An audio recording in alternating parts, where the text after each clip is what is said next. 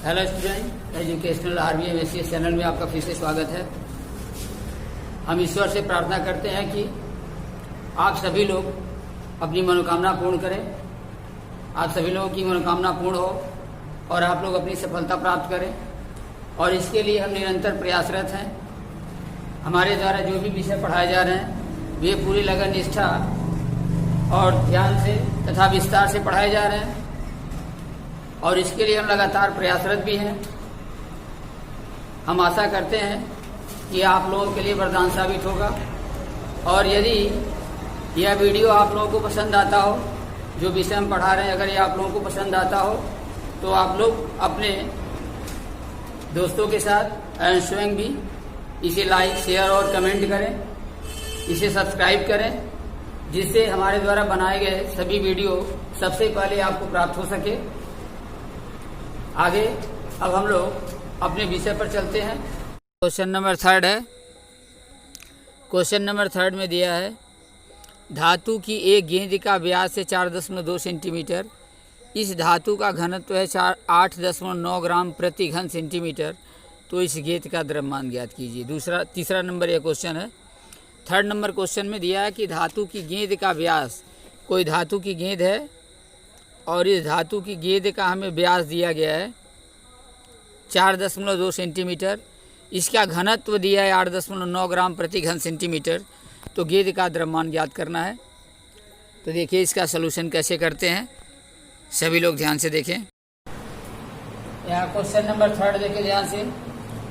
इसमें दिया क्या गया है कि एक धातु की गेंद है और इसका व्यास है 4.2 सेंटीमीटर। ठीक है, धातु की गेंद का व्यास दिया है 4.2 सेंटीमीटर। यदि इसका घनत्व दिया है 8.9 ग्राम प्रति सेंटीमीटर का क्यूब, ये इसका घनत्व दिया गया है। तो कह रहा है इस गेंद का हमें द्रव्यमान ज्ञात करना है। ठीक है, तो देखिए क्या करते हैं। धातु का जो गेंद है इसका हमें व्यास दिया गया है, तो लिखेंगे क्योंकि गेंद का व्यास, इसको हम d से निरूपित करते हैं, यह दिया है 4.2 सेंटीमीटर। ठीक है, आया समझ में। इसमें जो धातु की गेंद दी गई है ये क्या है, ठोस है। तो इस गेंद का व्यास दिया गया है 4.2 सेंटीमीटर। तो अगर हम इसकी त्रिज्या निकालेंगे, यहाँ पर लिखेंगे इसलिए गेंद की त्रिज्या, तो त्रिज्या r क्या होगा, इस व्यास का आधा 4.2/2 और भाग देंगे तो आ जाएगा 2.1 सेंटीमीटर। ठीक है, तो हमें गेंद की त्रिज्या मालूम हो गई। यहाँ से यहाँ तक की दूरी है 2.1 ये त्रिज्या। ठीक है, तो गेंद की त्रिज्या हम ज्ञात कर लिए हैं। अब क्या करते हैं, गेंद का आयतन निकालते हैं। इसलिए गेंद का आयतन निकालेंगे।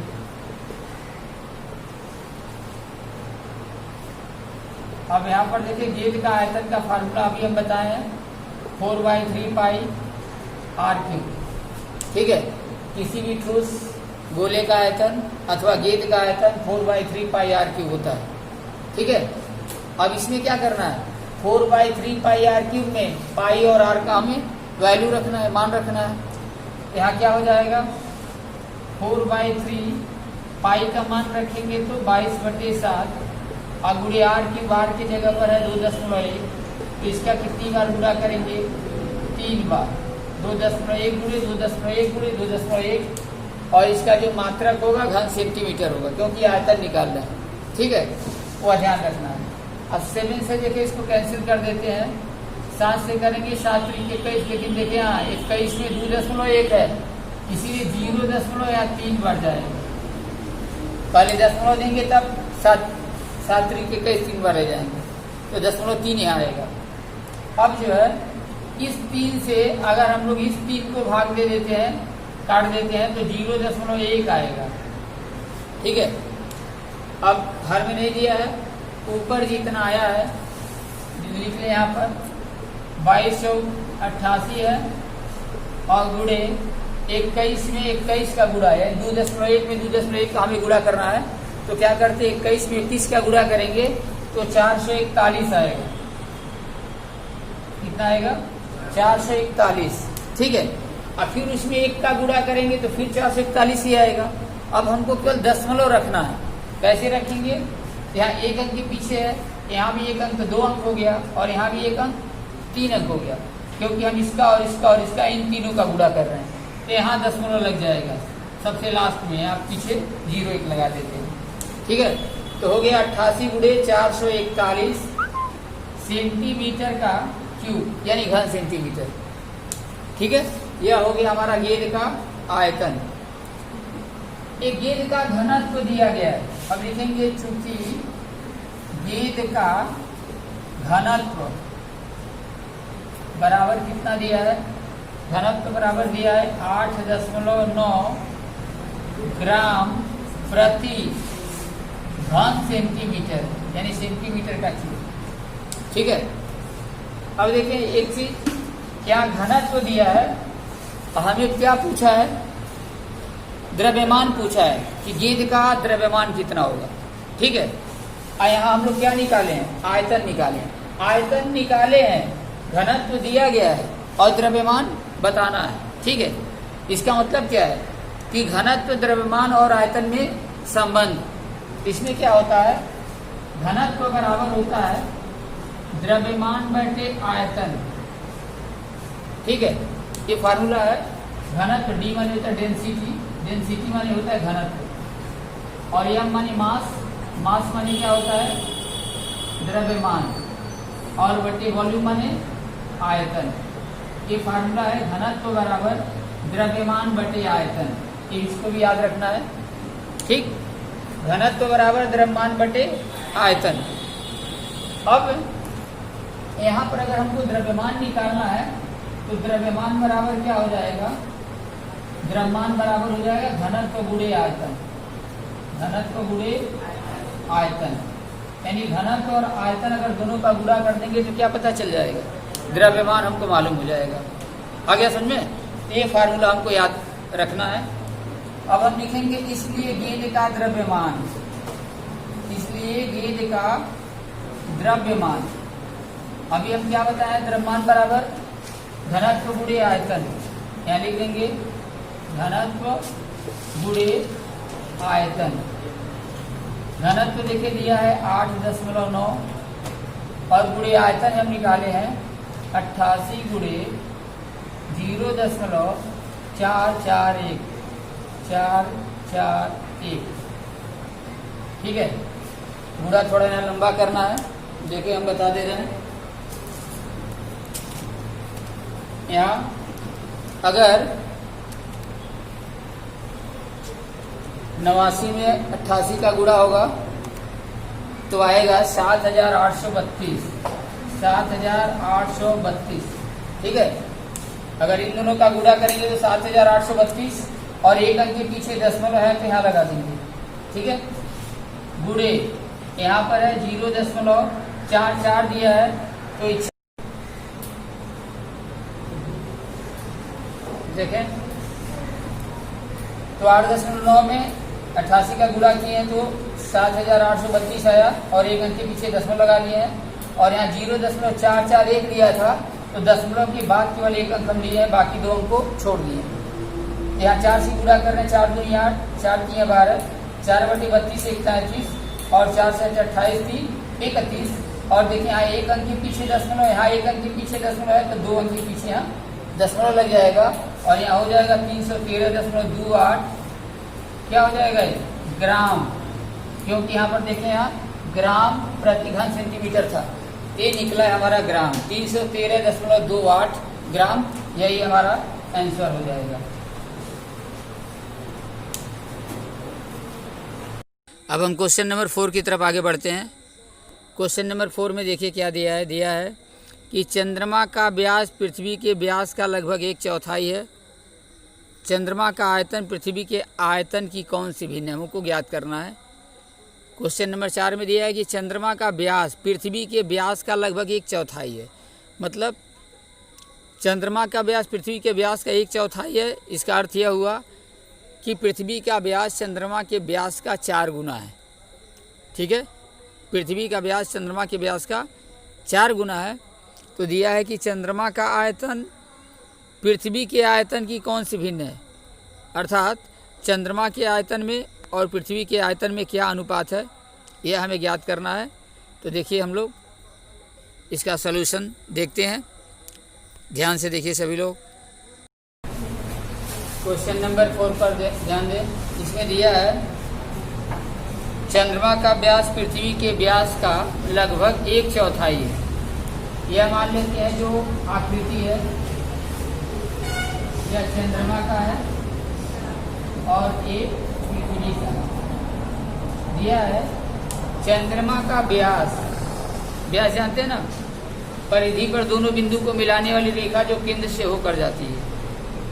तो चंद्रमा का व्यास पृथ्वी के व्यास का यह 1/4 है, चंद्रमा का व्यास। ठीक है, 1/4 कहने का मतलब क्या है कि अगर चंद्रमा का पृथ्वी से 1/4 है तो पृथ्वी का चंद्रमा का 4 गुना होगा। आगे समझे, अगर इसका व्यास मान लें 1 होगा तो इस पृथ्वी का व्यास कितना हो जाएगा, 4 हो जाएगा। आगे समझ में, इसका मतलब यह है, मतलब 4 गुना होगा पृथ्वी का। तो त्रिज्या भी इसी तरह से हो जाएगी, चंद्रमा की त्रिज्या भी पृथ्वी की त्रिज्या की 1/4 होगी, अर्थात पृथ्वी की त्रिज्या चंद्रमा की त्रिज्या का 4 गुना होगा। आगे समझ में, तो हम यही मान के चलते हैं। हम लिखेंगे माना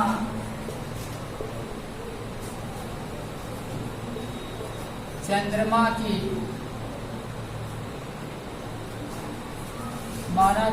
की त्रिज्या r है। चंद्रमा की त्रिज्या क्या माने हैं, r मान लिए। ठीक, तो जब हम चंद्रमा की त्रिज्या r मानेंगे तो पृथ्वी की त्रिज्या कितनी हो जाएगी, 4r, उसका 4 गुना, है ना।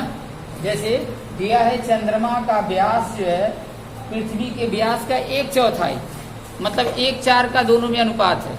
इसका 1 होगा तो इसका 4 होगा, इसका ये r माने है तो इसका क्या होगा, 4r। ठीक है ना। अब इसका देखिए व्यास कितना होगा, अगर त्रिज्या चंद्रमा की त्रिज्या यदि r है तो पृथ्वी की त्रिज्या क्या होगी, उसकी 4 गुना लेंगे तो हो जाएगा यहाँ पर 4r। इसलिए अब यहाँ पर लिखेंगे पृथ्वी का आयतन, पृथ्वी का आयतन बराबर, तो पृथ्वी का आयतन तो फिर वही फार्मूला लगाएंगे 4/3 पाई r³। तो देखिए यहाँ पर 4/3 पाई और r के जगह पर यहाँ त्रिज्या कितनी हो गई है पृथ्वी की, 4r। तो यहाँ पर लेंगे हम 4r का होल क्यूब लेंगे। आगे समझे, बस ये हमको ध्यान देना है। फिर से एक बार ध्यान दें, देखिए क्या दिया है, दिया है चंद्रमा का व्यास पृथ्वी के व्यास का 1/4 है। ठीक है, इसका मतलब पृथ्वी का व्यास चंद्रमा के व्यास का 4 गुना है। तो व्यास 4 गुना है तो त्रिज्या भी पृथ्वी की क्या होगी, 4 गुनी होगी। यहाँ माने हैं कि माना चंद्रमा की त्रिज्या यदि r है, यहाँ पर पृथ्वी की त्रिज्या क्या हो जाएगी, 4r। ठीक है, और जब चंद्रमा की त्रिज्या हमारा r है तो चंद्रमा का आयतन क्या होगा, 4/3 पाई r³। और पृथ्वी की त्रिज्या यदि 4r है तो पृथ्वी का आयतन क्या होगा, 4/3 पाई, और r के जगह पर लिखेंगे 4r का होल क्यूब। तो इसको निकालेंगे तो हो जाएगा 4/3 पाई 4 का होल क्यूब, 4 पूरे 4 गुणे 4, 3 बार गुणा करेंगे तो हो जाएगा 4 × 16 = 64 r³। ये होगा हमारा। अब क्वेश्चन में क्या पूछा है कि चंद्रमा का आयतन पृथ्वी के आयतन की कौन सा भिन्न है, चंद्रमा का आयतन पृथ्वी के आयतन की कौन सी भिन्न है। इसलिए लिखेंगे चंद्रमा का आयतन और बटे पृथ्वी का आयतन हमको निकालना है। चंद्रमा का आयतन बटे पृथ्वी का आयतन कौन सी भिन्न है हमको ही बताना है, यानी दोनों का आयतन निकालना है, आयतन का अनुपात निकालना है। देखिए चंद्रमा का आयतन निकाले थे हम 4/3 पाई r³, और नीचे वाला यहाँ भी निकालेंगे तो 4/3 4/3 पाई, और r³ की जगह पर यहाँ वैल्यू आया था 64 r³। यहाँ देखिए 4/3 से 4/3 पाई से पाई कैंसिल होगा, आर क्यू से आर क्यू कैंसिल हो गया, तो क्या होगा 1/64, यही आंसर हो जाएगा। यानी चंद्रमा और पृथ्वी के आयतन का अनुपात होगा 1/64।